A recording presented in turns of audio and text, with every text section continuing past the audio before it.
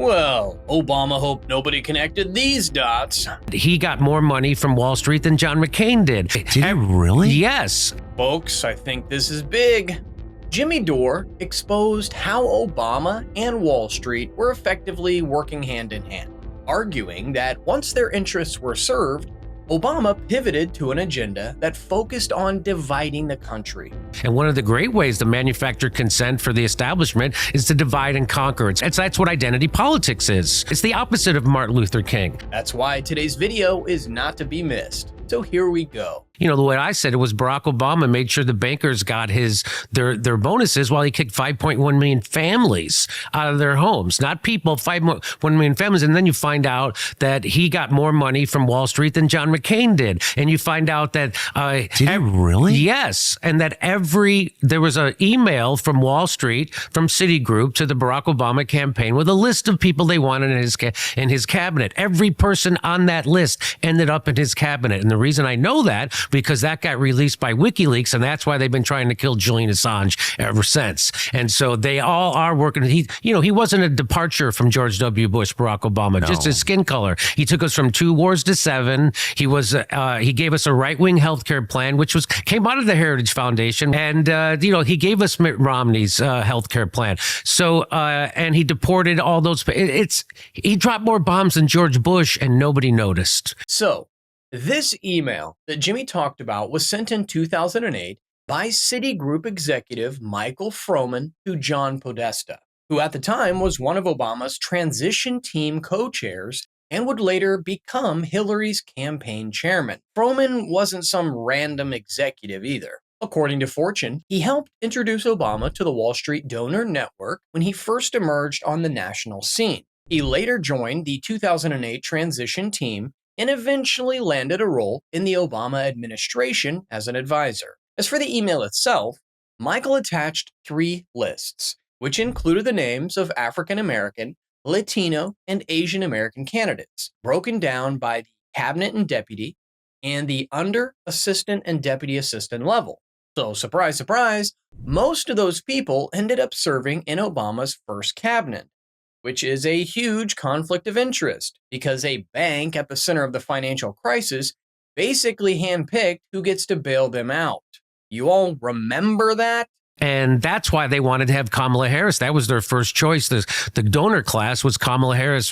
They thought we'd have a female Barack Obama. And that's a good face for imperialism, right? Because we have a black woman bombing and stealing resources and doing neoliberal and neocon policies. That's perfect. And then she couldn't get a vote. So then they had to go to their second most reliable person, which was Joe Biden. That's exactly how it worked. I don't know if you remember, but they coronated her on Martha's Vineyard. She's going to be our candidate. And they thought they had the black Barack Obama, but she couldn't get a vote. She has no political talent, right? And so then they forced her on Joe Biden as the vice president. And then, of course, they did a coup, just like Jim Gaffigan said at the L. Smith dinner. They had the debates way earlier than they normally would, so they would give them enough time to install Kamala Harris.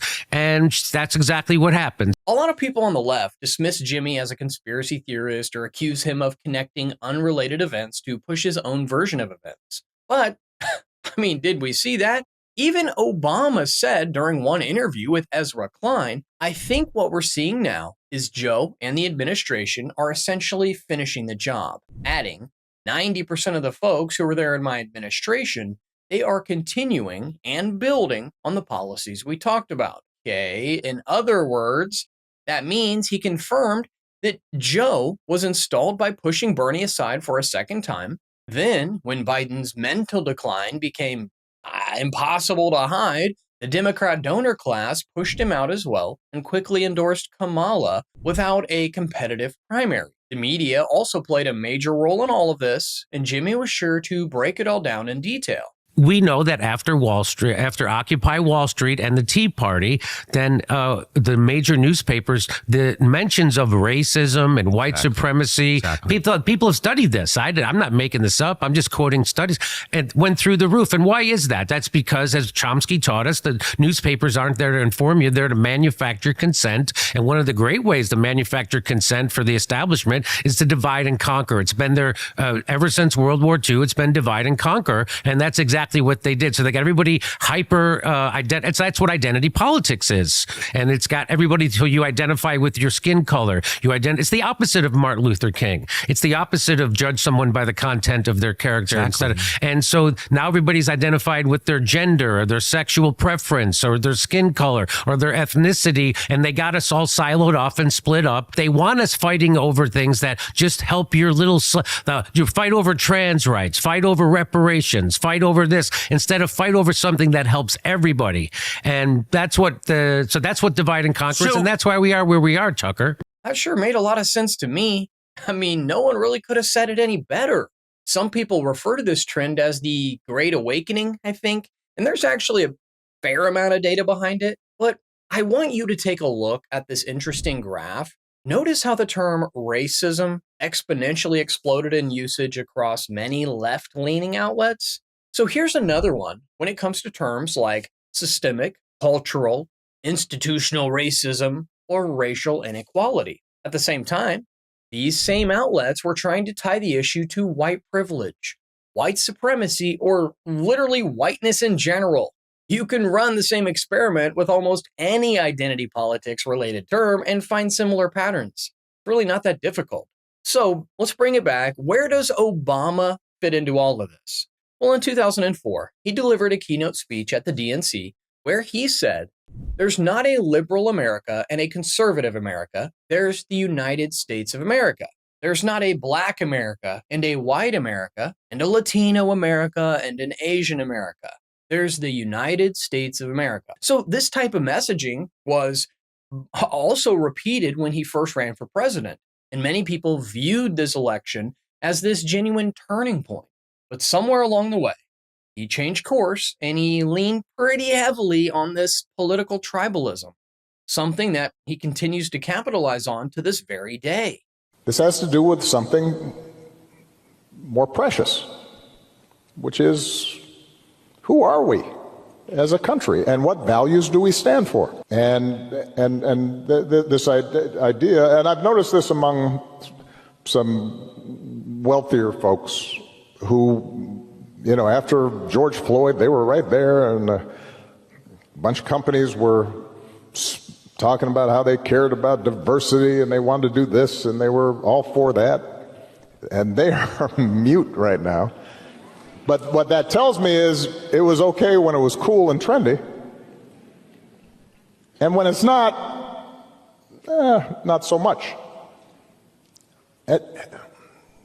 And that, I think, is what we have to, each of us has to examine in our own hearts. Is all right, we say we're for equality. Are we willing to fight for it? Are we going to risk something for it? So there he is again, trying to sell, I think it's maybe his version of equality, while simply ignoring the fact that most voters have already tuned out these same old talking points. The guilt trips just don't land the way they used to, especially when they're coming from someone who chose to bail out Wall Street rather than hold it accountable. People are tired of being lectured to and are looking for leaders who understand the problems ordinary Americans are dealing with, speak honestly about them, and are actually willing to do something about them instead of recycling the same rhetoric year after year. But hey, maybe I'm wrong. Let me know in the comments your thoughts on the story. Don't forget to like and subscribe, and remember, you heard it here at the Dais.